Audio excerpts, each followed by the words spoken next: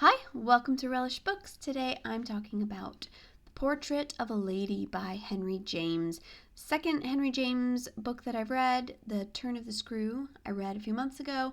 It's more of a novella, short story type. I like this a lot better.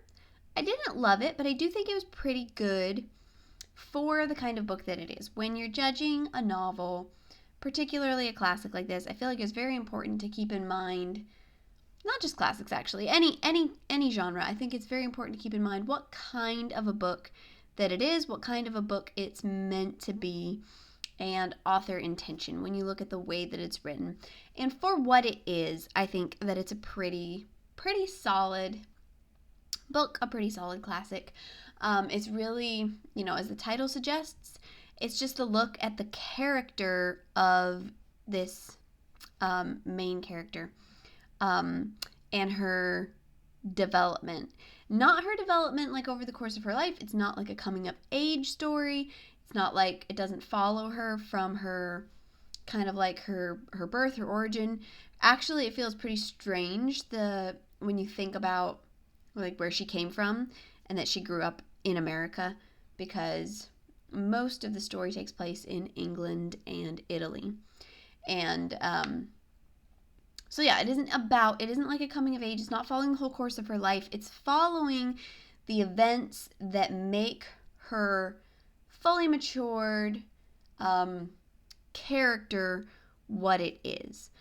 She passes through a series of crises that really form her and settle her solidly into the path that you kind of see what kind of person she's going to be for the rest of her life. It's kind of a sad story. It's a story of a lot of disillusionment, obviously, but not in the usual way. That was something that I liked about it. It felt unique. The approach to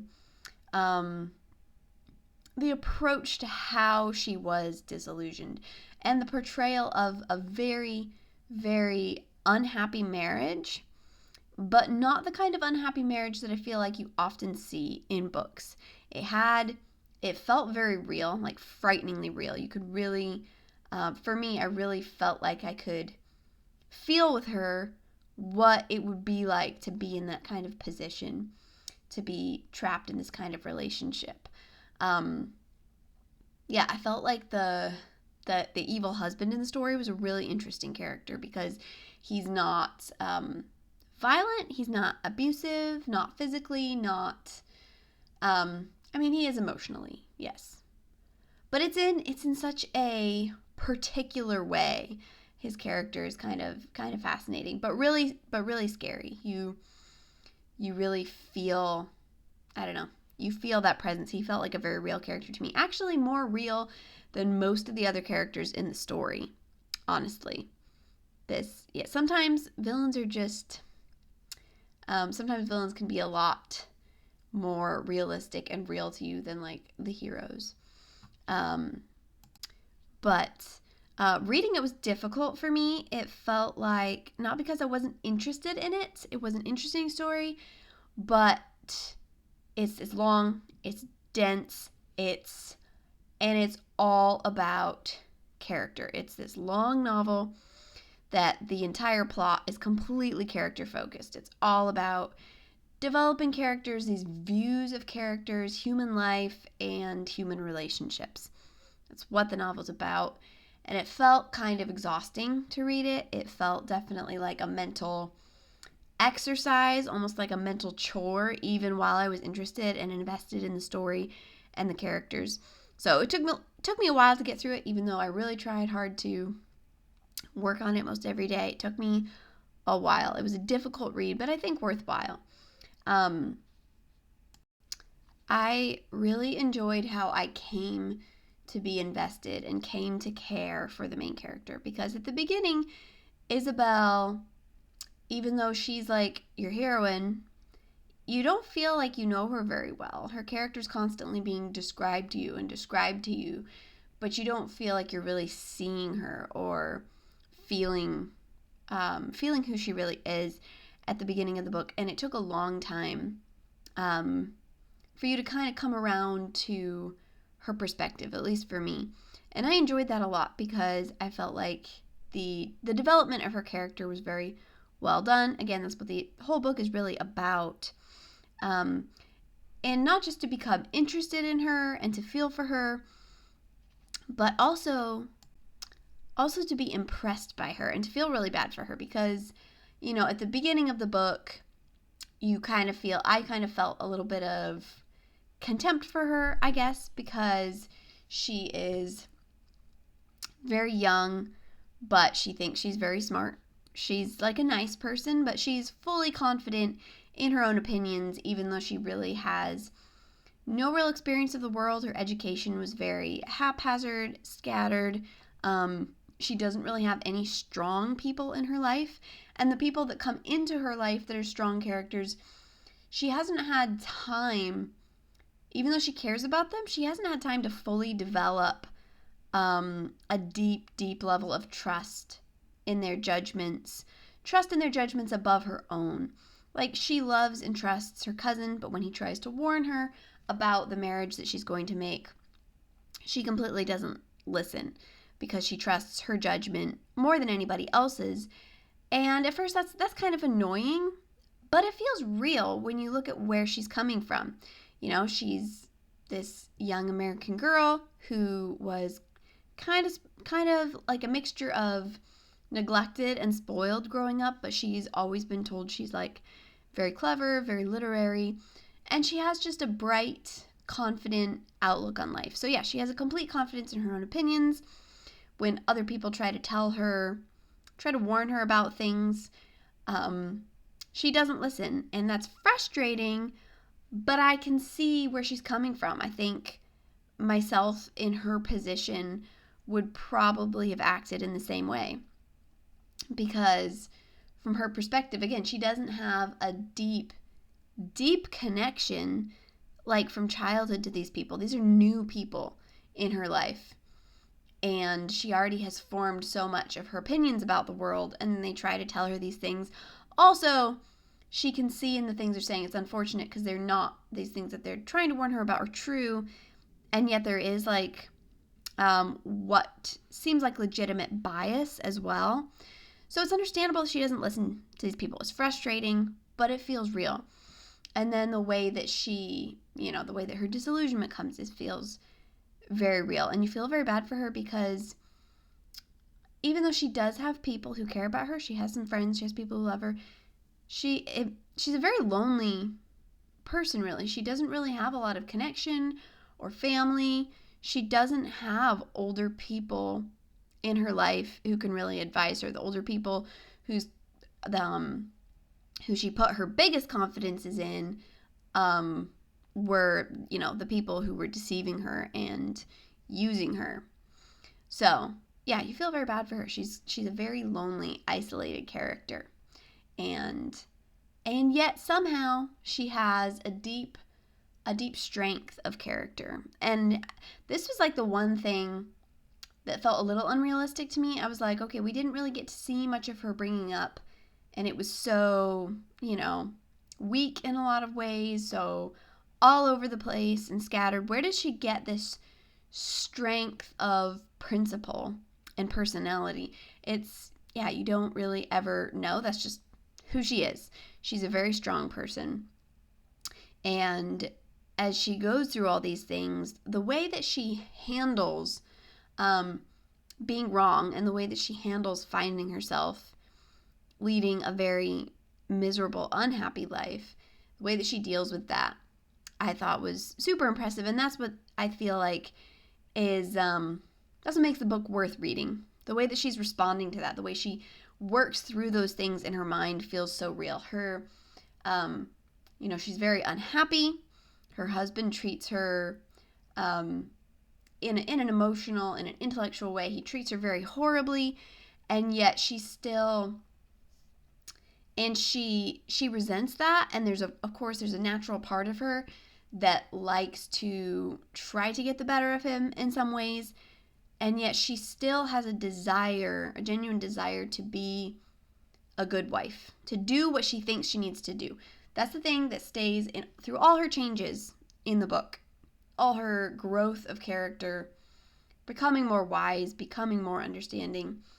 Through all her changes, she's actually a very consistent character, because if you look at who she is at the beginning and you look at who she is in the end, there's one thing that has always stayed the same about her, and that's that no matter what situation she's in, she is always going to do the thing that she believes is right. And maybe she's wrong in those choices. Like sometimes she makes really bad choices, but she's always doing in a clean conscience, she's always doing what she believes is the right thing.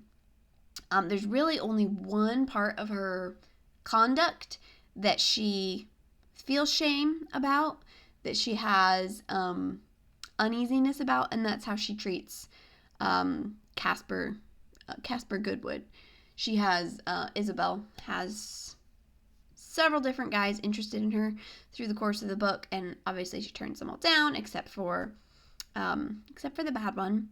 And the Caspar Goodwood is a character who, for one thing, he didn't really work for me. I didn't like his character at all.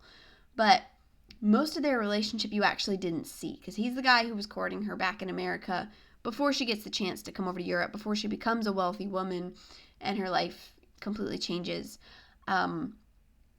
And he seems to think she had given him encouragement.